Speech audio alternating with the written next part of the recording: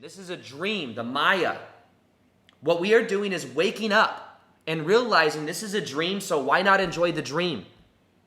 And why not also live in this dream, realizing that one day it's going to end? That's another thing all the mystics say, is that this is all temporary. Everything is temporary. You want to talk about letting go? Letting go becomes easier when you realize you're never going to win the game of letting go. Like, you're never going to win the game of attachment, is what I meant to say. You can hold on, you can hold on, you can hold on. Even if you're in a relationship with someone your whole life, eventually you're going to die. And maybe you don't want to be with the same person for, I won't say that. I was going to say something. My mom was once married to this guy that was, I'm not saying anything bad about the Mormon religion, just so you know. But my mom was telling me, my mom had this ex-husband and this guy, he was Mormon. And he said that when you get married in the Mormon religion, you marry for eternity. Eternity, forever. So this life right now, I guess there's a belief there that we will be together forever. You may have lived, you live like 80 to 120 years, 150, 180 years if you're like Dave Asprey or something, you're just super hopeful, attached to this body, attached to this life. And your soul is thousands and thousands and thousands and thousands and hundreds of millions of years old. You are an eternal spiritual being, have a temporary human experience. But in this life, there's a belief, I'm going to choose to be with you for eternity. I guess that also doesn't have the awareness that maybe there's parallel lives. Eternity is a long time. Maybe that's my own intimacy. Like, eternity. Wow. That's a long time. But death is not the end. The mystics have showed many times again that we are eternal spiritual beings dreaming right now. This is who we are. And I will say, I'm not saying everyone needs to do plant medicine. I'm not saying that.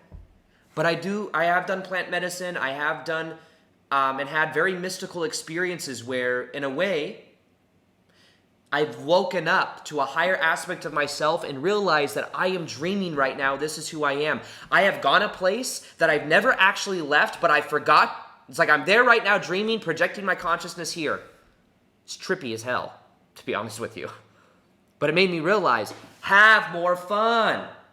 Not everything needs to be so serious. You can enjoy this life. What if, as beings that we are right now, what if we normally don't have the ability to eat food? Anybody seen what's that movie, Inside Out? Inside Out?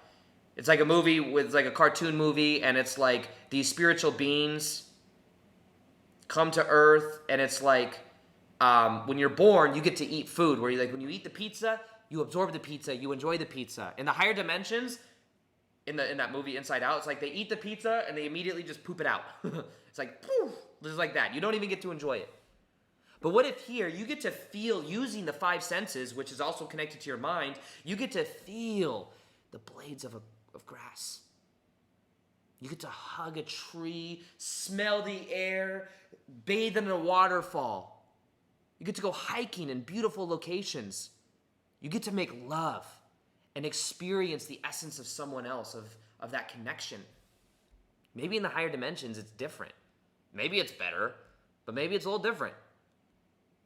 You get to eat delicious food, fresh food from Earth. You get to experience and play with animals. You get to experience and have connections in a very different way than maybe the higher dimensions. We came here to experience this shit, but we forget.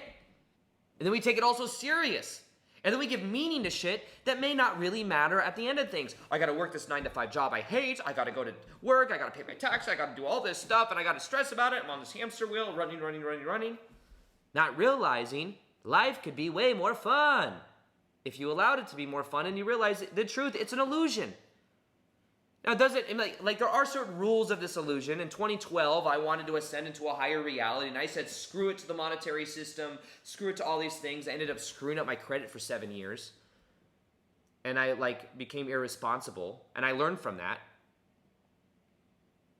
But there's a certain balance to this, where you realize the rules of our reality. So if it's all an illusion, can you just go fly? Can I just go fly and jump off the Grand Canyon? No. Because there are certain rules of this reality. And maybe, like the Robert Bannister thing, the 4-minute mile, once one person does something we thought was impossible, more people can do it. And maybe one day we have, rocket. Maybe one day we can, but not right now. It's not in the collective consciousness right now. So on one hand, death is inevitable. We're going to die, so we might as well live now in the present moment. We might as well enjoy life and realize that we can enjoy it. We came here to enjoy it. But on the other hand, realize you're an eternal spiritual being living a temporary human experience. So it's like both sides. It's like, yes, you're an eternal spiritual being, but also this life, you came here to learn as much as you can.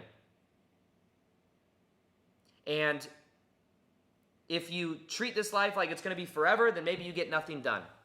But like there's an urgency to living. Like live. Like if you're working a 9-to-5 job you hate, and you're just being told what to do by your boss, and you're tired of it, and you feel like it's sucking your soul, realize you may be playing a part in this reality. You may be playing a part that no longer resonates. You may be playing the avatar of somebody that's just outdated. That's just not the real you. But the moment you realize you are the one that came here to shift. You came here to embrace your star role. You didn't come here to be a cameo in everyone else's movie. You came here to be the star of your own movie. That's when things really begin to shift.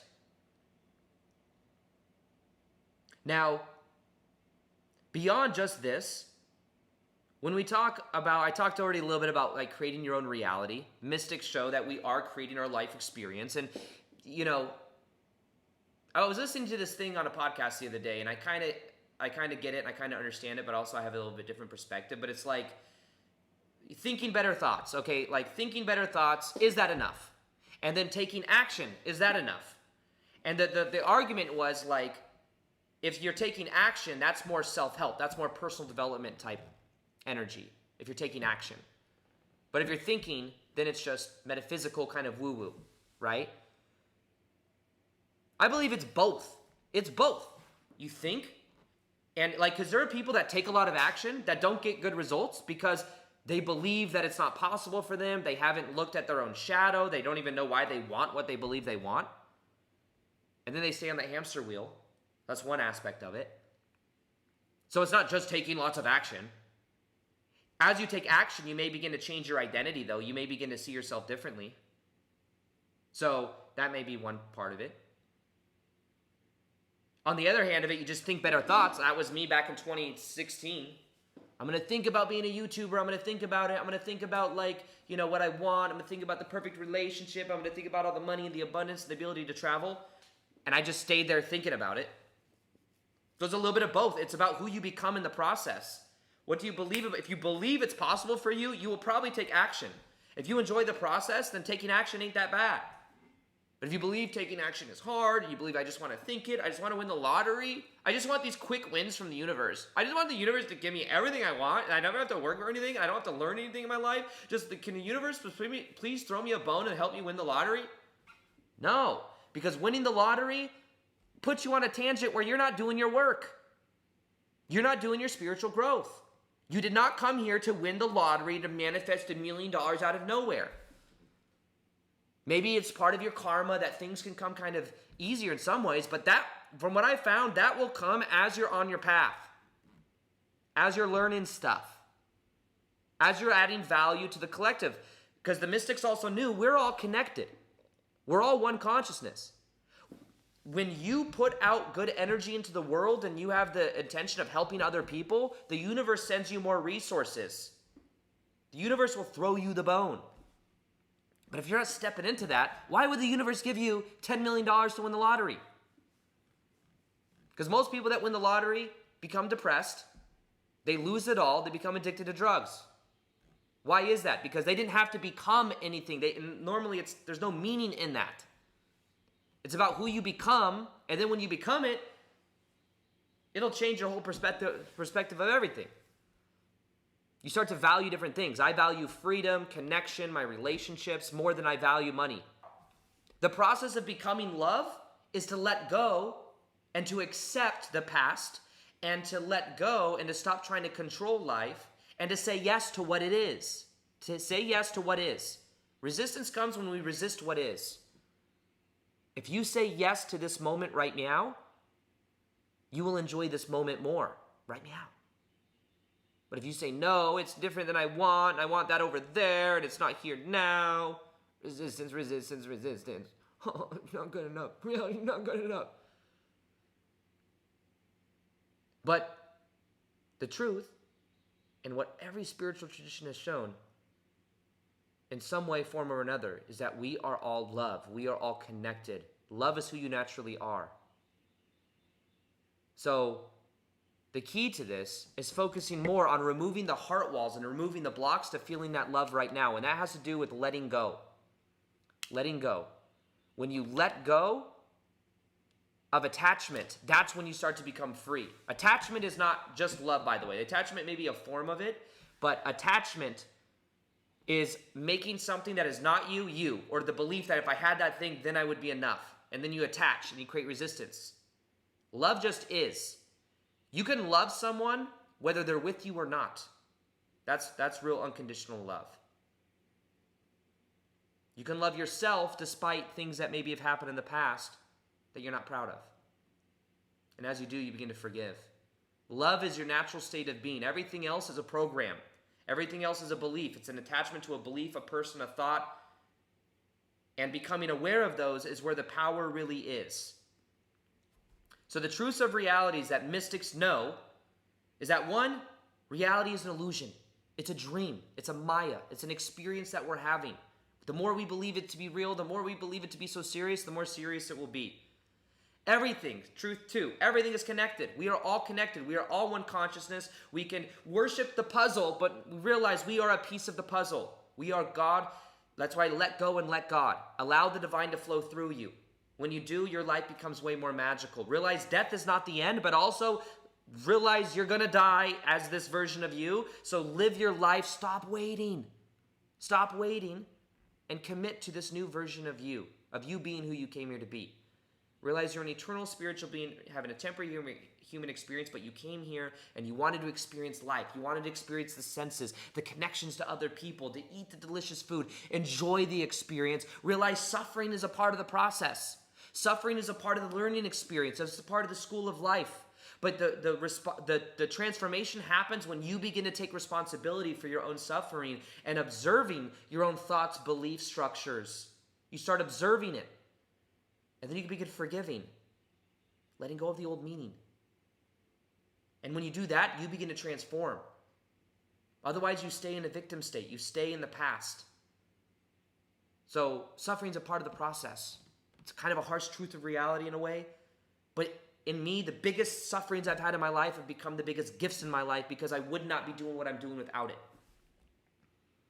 Realize you create your own reality with your thoughts and your beliefs, and all the outer reality is a reflection of your inner reality. So become aware of who you are being. And then beyond that, realize love is who you naturally are. You are love. The key is letting go. The key to raising into the vibration of love is letting go of all the positions, all the beliefs that are holding you back. It's like a bob of the ocean. I've heard Abraham Hicks say this before, but think of a bob on the ocean. If you push it down, it stays under the water. How do you bring the bob back up to the surface? You just let go. You don't have to control it. You don't have to push it up. You just let go and it naturally raises back up. Your natural vibration is love. It's joy. And when you hold yourself down in resistance because there's an attachment to a belief, a person, a thought, it keeps it there. The key is letting it go. And you let it go by becoming aware of it, letting it be there, and letting it naturally raise back up into a higher vibrational state because that higher vibration is who you really are.